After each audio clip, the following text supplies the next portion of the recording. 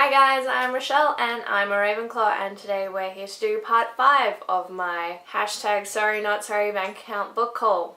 If you aren't aware of what this series is, I will leave a link to the first 4 videos in the description bar down below.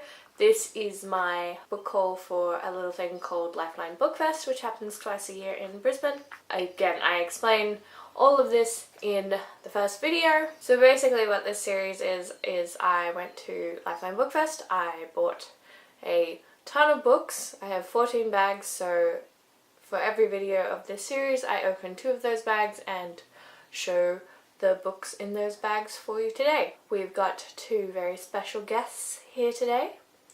We have my dogs sitting in. Athena, come here. Can you put your mom? So this is Athena. She's right here. They're both, This one's Phoebe. This one's Athena. They're both sitting here on their little doggy bed helping Mum unbag the books. So if you see like little black head or black body parts randomly in frame, that's what this is. They're just trying to get my attention generally. Alright, Athena, off. Sit. Good girl. Good girl. So yeah, these are my 2 very special guests today. So hopefully they will be good girls and not interfere too much. Alright, well I've got 2 medium/large bags here to show you today. So I best grab those. So these are the bags that I'm going to do today. Got my handy scissors. So the first book in the first bag is Kresley Cole's The Professional. This is Kresley Cole's adult crime romance. I read the first 2 books of this series in ebook form, but I didn't own a physical copy, so I grabbed this. This is the first one. Meet the Professional. Mafia enforcer Alexander's loyalty to his boss is unwavering until he is ordered to protect the boss's long-lost daughter, a curvy, tantalizing redhead who haunts his mind and heats his blood like no other. He makes the rules. Grad student Natalie Porter has barely recovered from her first encounter with the dark and breathtaking Serbian when he whisks her away to Russia, thrusting her into a world of extreme wealth and wanton pleasures. In the game of obsession, 2 players are better than 1. To remove Natalie from the enemy's reach, Alexander spirits her into hiding from an opulent palace in Russia to the decadent playgrounds of the mega-rich in Paris. The lovers tempt each other's boundaries to discover where their darkest and most forbidden fantasies really can come true. So that's a little light, fun, sexy time. Don't read these if you're not into the sexy times. It's a bad idea for you. That was the first book in the first bag. Alright, so the next book in this bag is The Lies of Locke Lamora by Scott Lynch. I mentioned The Republic of Thieves at some point in one of the previous book hauls. I'm not entirely sure when, but I have this one and Republic of Thieves, so I now just need the second book, which is Red Skies Over Red Seas, I think. So the synopsis for this is: the Thorn of Caramore is said to be an unbeatable swordsman, a master thief, a friend to the poor, a ghost that walks through walls. Slightly built and barely competent with the sword, Locke Lamora is, much to his annoyance, the fabled Thorn. And while Locke does indeed steal from the rich, who else would be worth stealing from? The poor never see a penny. All of Locke's gains are strictly for himself and his tight-knit band of thieves, the Gentleman Bastards. The capacious, colourful underworld of the ancient city of Camorr is the only home they've ever known, but now a clandestine war is threatening to tear it apart. Caught up in a murderous game, Locke and his friends are suddenly struggling just to stay alive. This is a very highly acclaimed fantasy series, which I have not read yet and have been sassed about many times. So I finally picked up the first book and I am hoping to get to this one very, very soon. The next book in this bag is Graceling. This is Graceling by Kristen Cashore.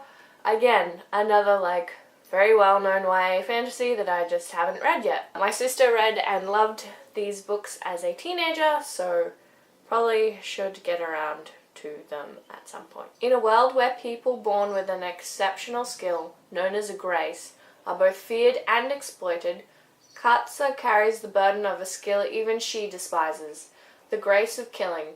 Feared by the court and shunned by those her own age, the darkness of her grace casts a heavy shadow over Katz's life. Yet she remains defiant. When the king of Leonard's father is kidnapped, she investigates and stumbles across a mystery. Who would want to kidnap the old man and why? And who was the extraordinary graced man whose fighting abilities rivaled her own? The only thing Katze is sure of is that she no longer wants to kill. The intrigue around this kidnapping offers her a way out, but little does she realize when she takes it that something insidious and dark lurks behind the mystery. Something spreading from the shadowy figure of a one-eyed king. So that's Graceling, hoping to get to that very soon. And the next book that I got at Bookfest is Eleanor and Park by Rainbow Rowell. Confession time, guys. I've read 3 of Rainbow Rowell's works so far. I read Fangirl. Unpopular opinion, did not like it. I read Landline. Also unpopular opinion, didn't like that. Read Attachments, loved that. So I've been told that I might have better luck with Eleanor and Park, but I didn't want to have to pay full price. So I got this for $4, so that's why it's here. Eleanor is the new girl in town, and with her chaotic family life, her mismatched clothes, and unruly red hair, she couldn't stick out more if she tried. Park is the boy at the back of the bus. Black t-shirts, headphones, head in a book. He thinks he's made himself invisible. But not to Eleanor. Never to Eleanor. Slowly, steadily, through late-night conversations and an ever-growing stack of mixtapes, Eleanor and Park fall for each other. They fall in love the way you do the first time, when you're young, and you feel as if you have nothing and everything to lose. So, hoping this is leaning more towards the Attachments vibe. Sorry guys, don't hit me. So, the next book that I have in this bag is, this is Angel's Flight by Nalini Singh. This is a short story collection for her Archangels series. I'm not entirely sure what that's called. Oh, it's the Guild Hunter series. So this is all like the novellas and stuff that you can get. I've already read all of them, but I wanted to grab a physical copy so that my collection is complete. I will grab my handy dandy phone and look up the synopsis for the first one. Vampire hunter Alina knows she is the best, but she does not know if even she is good enough for this job. Hired by the dangerously beautiful Archangel Raphael, a being so lethal that no mortal wants his attention, Alina knows failure is not an option, even if the task is impossible. Because this time it's not a wayward vamp she has to track. It's an Archangel gone bad. The job will put Alina in the midst of a killing spree like no other, and pull her to the razor's edge of passion. Even if the hunt does not destroy her, succumbing to Raphael's seductive touch just might. But when archangels play, mortals break. If you like hate to love relationships, I highly recommend this series. So the next book in this bag is Slated by Terry Terry. I have read 2 of her books previous. One I loved and one I just kind of liked. It was a bit more tropey and predictable than the first one that I read. So this is a completed trilogy and I saw the first book, so I decided to grab it. Kyla's memory has been erased. Her personality wiped blank. Her memories lost forever. She's been slated. The government claims she was a terrorist and that they are giving her a second chance as long as she plays by their rules. But echoes of the past whisper in Kayla's mind. Someone is lying to her, and nothing is as it seems. Who can she trust in her search for the truth? So, hoping to get to this one. And the final book in this bag is, The Queen of the Teeling. I have an ARC copy of the second book, Invasion of the Teeling. I've got an e-ARC copy of Invasion of the Teeling, but I haven't read The Queen of the Teeling, so needed this to get around to that. I'm sure lots of people know what this is. It was on her 19th birthday that the soldiers came for Kelsey. They came to escort her back to the place of her birth and to ensure she survives long enough to take possession of what is rightfully hers. But like many 19-year-olds, Kelsey is unruly, has high principles, and believes she knows better than her elders. Unlike most 19-year-olds, she is about to inherit a kingdom that is on its knees, corrupt, debauched, and very dangerous. Kelsey will either become the most fearsome ruler the kingdom has ever known, or be dead within the week. So, yeah, gotta read this so I can read and review the sequel. Alright, that was the first bag done. Let's find out what's in the second. So the first book in this bag is Slave to Sensation, finally. This is, oh wait, there's another one. I spotted it. And then I've also got Visions of Heat. So now I have, I think, 6 of these. This is Nalini Singh's very long-running Psy-Changeling series. I originally borrowed these off a friend, but I decided I want my own copies, so I saw a bunch of these lying around at Bookfest for $4 each, so I picked up all the ones that I could find. And I'm going to read the synopsis to you guys for the 3rd time, so if you have seen this already, please feel free to skip this. In a world that denies emotions, where the ruling Psy punish any signs of desire, Sasha Duncan must conceal the feelings that brand her as flawed. To reveal them would be to sentence herself to the horror of rehabilitation, the complete psychic erasure of everything she ever was. Both human and animal, Lucas Hunter is a changeling, hungry for the very sensations the Psy disdain. After centuries of uneasy coexistence, these two races are now on the verge of war over the brutal murders of several changeling women. Lucas is determined to find the Psy killer who butchered his packmate, and Sasha is his ticket into their closely guarded society. But he soon discovers that this ice-cold Psy is very capable of passion, and that the animal in him is fascinated by her. Caught between their conflicting worlds, Lucas and Sasha must remain bound to their identities, or sacrifice everything for a taste of darkest temptation. So yeah, I've now got almost half of this series that I don't have to pay full price for, so that's great. And then the next book that I've got in this bag is The Night Circus by Erin Morgenstern. My sister recommended a long time ago that I read The Night Circus. I did so, and I loved it, but I never got around to picking up my own copy.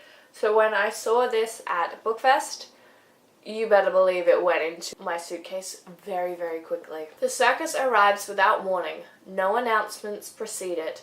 It is simply there when yesterday it was not. That's all you really need to know. This is a fantastic book. If you like magical realism, why haven't you picked this up? If you don't like magical realism, but have heard the hype about a little book called Caraval recently, Caraval is basically trying to emulate The Night Circus. So if you liked Caraval, pick this up because it's better. And then the next book in this bag is 12 Kings by Bradley Beaulieu or something. I'm sorry, I'm bad at names. The 12 Kings of Sharakai tried to bury their secrets in the sands, but no matter how deeply they are buried, secrets want to be found. An assassin discovered the first of them and was murdered by the kings, who hoped their secrets died with her. But secrets find a way. The assassin had a daughter, and now she will uncover the truth. This has been getting a lot of praise recently. Robin Hobb has blurbed it. This is doing very well. So I figured that I would pick this bad boy up. The next book I've got in here is Fire by Kristen Cashore. I only found books 1 and 2. I was very upset that I didn't find Bitterblue, but seeing as Graceling, the synopsis has already been read to you. This series is a companion series, so the characters we follow in Graceling are not the characters that we follow in Fire. I'm pretty sure they make appearances, but yeah, this is not a sequel. And the last book that we have in the second bag it's the first 15 lives of Harry August. I saw Reagan from Peru's Project read and then rave about this book, so I've been meaning to pick it up forever. I've got someone's flight tickets. I will look at those later. This is by Claire North. I wanted to get the American hardback because it's so beautiful, but I didn't know if I would love this story. Reagan seems to be pretty good when it comes to similar reading tastes, so I generally love her recommendations, but I wanted to pick this one up. Again, this was $4, so if I really, really love this story, then I won't feel bad buying the hardback. Some stories cannot be told in just one lifetime. No matter what he does or the decisions he makes, every time Harry dies, he always returns to where he began. A child with all the knowledge of a life lived a dozen times before. Nothing ever changes until now. As Harry nears the end of his 11th life, a little girl appears at his bedside. "I nearly missed you, Dr. August," she says. "I need to send a message." This is the story of what Harry does next and what he did before and how he tries to save a past he cannot change and a future he cannot allow. So those are all the books that I got in those 2 bags. I hope you guys are enjoying this series. If you are, please feel free to subscribe if you haven't already. Give me a like or let me know if you enjoyed any of the books here. If you want to judge me on my Rainbow Rowell tastes, please feel free to do so. I can't stop you. Anyway, I hope you guys are having a magical day. Bye.